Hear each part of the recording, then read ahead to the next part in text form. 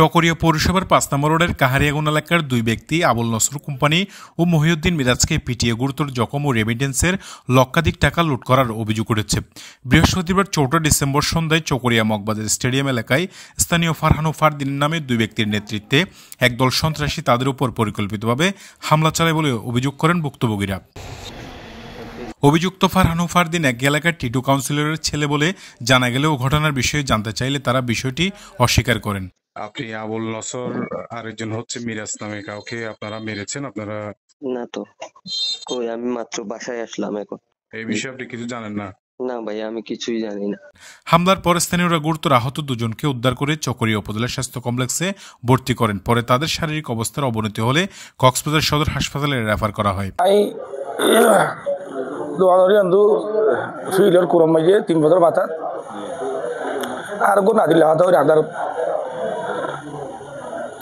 টিটু গমিনার হওয়াইরে আর দেখো ফেজমা আল্লাহ করে আসছিল টিউল লাগাইয়ে আর মাথা দুটো কমাইছে আর মা মাতলা বাড়ি বাজছে আর হওয়ার বলো খেলা বাড়াবাড়ি হয়ে পেলে হওয়ারে কিছু করি না আরও লাগ পাই হাইলে গায়ে আইদের কি করত তোমারে খুব মারিয়ে রে আর ফরি গিয়ে আর তোমাদের মাতুল দিয়ে বাজছে আর জনে। আমরা বন্ধু 4 জন মিলে হেঁটে যাচ্ছি। যাওয়ার সময় অতর্কিত অবস্থায় আমার মোবাইল আছে, টাকা আছে, ওগুলো আমাকে মেরে মাতুল দিয়ে মারছে। ওরা সবগুলো মেরে আমাকে মোবাইল টাকা এগুলো নিয়ে গেছে। ফারদিন, ফারহান, টিফান। অতর্কিত অবস্থায় আমার টাকা পয়সা দেখে ওগুলা নেওয়ার জন্য মারছে। আমি ঘটনায় ওকে যখন মগজের মাঠে ওর মোবাইল সহ টাকা সহ নিয়ে নিয়েছে, আমরা বন্ধুরা তখন ওখানে যাই গিয়ে যে ওকে মারছিল টিফন টুসি মারছিল, ওর সাথে আমরা কথা বলতে গিয়ে ওখানে আমার আব্বু উপস্থিত ছিল। আমার আব্বু উপস্থিত অবস্থায় আমার আব্বু বিষয়টা কি উল্লেখ করার পর আমার আব্বু দু একটি কথা ওখানে বলছে, মানে ওকে কি জন্য মারছো, চুকা করলে ওগুলা ওইখানে রাস্তাঘাটে করবা। তো এইগুলা শোনার পর ওরা বিচারে ওখানে মানুষজন জড়ো হয়ে গেছিলো।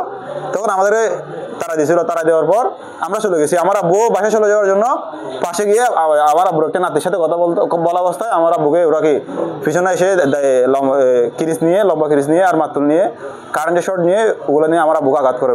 আমার আব্বু তখন আমার ভাই দুবাই থেকে টাকা পাঠিয়েছিল, যে ওগুলো তুলতে আসছিল, যে ওখানে হন্দি থেকে নিয়ে ওগুলো বাসায় গিয়ে করতো আর কি। তো টাকাও নিয়ে নিয়েছিল। মূলত ঘটনাটা হয়েছে যে আমার আব্বু ওদের প্রতিবাদ করছে বিধায় আমার আব্বুর আঘাত করছে। আমার আব্বুর কোনো দোষ নেই। ছোটকাল থেকে জানতাম উনি আমার ভাই এবং আমার রক্তের ভাই। উনি কারোর সাথে এমনি কথা বলছে, ঝগড়া কিন্তু যাই নাই কোনো, মানে মারামারি পর্যন্ত যায় নাই। তো ওনার ছেলেরা ঝগড়া দিছে সামান্য একটা ব্যাপার নিয়ে, ওটা যদি ওনার বাবার উপর হামলা করে এটা আমরা কি বলবো। আর ওনার বাবাকে আমরা আজীবন সম্মান করেছি, আমাদের কমিশনার ছিল, নিজের ভাইয়ের মতো দেখেছি, যা করার করেছে ওনার জন্য। এখন যদি ওনার ছেলেরা ছোটো ছোটো বাচ্চারা, হাঁটুর বেশি বাচ্চারা যদি নিজের বাবাকে হামলা করে, এটা ওনাকে হামলা করছে, মানে ওনার বাবাকে করছে। বিষয়টা এরকম না। এখন আমরা কি বলতে পারি বলেন? ওনাদেরকে আমরা সম্মান দিব রাস্তাঘাটে? আমাদের তো সম্মান দেওয়ার কোনো যোগ্যতা নেই ওনার। এখন আমরা চাচ্ছি এটা কঠোর থেকে কঠোরতম বিচার হোক। আহত আবুল নসর কোম্পানি জানান, বিদেশ থেকে প্রেরিত রেমিটেন্সের টাকা সংগ্রহ করে বাড়ি ফেরার পথে তার উপর অতর্কিত হামলা চালানো হয় এবং তার কাছ থেকে রেমিটেন্সের টাকা লুট করে নেয় সন্ত্রাসীরা। পরে দ্বিতীয় দফায় একই দলের সদস্যরা মহিউদ্দিন মিরাজের উপর হামলা চালায় বলে অভিযোগ করেছেন তিনি। এই ঘটনায় জড়িতদের বিরুদ্ধে সুষ্ঠু তদন্ত, দোষীদের আইনের আওতায় আনার দাবি জানিয়েছেন আহতদের পরিবার।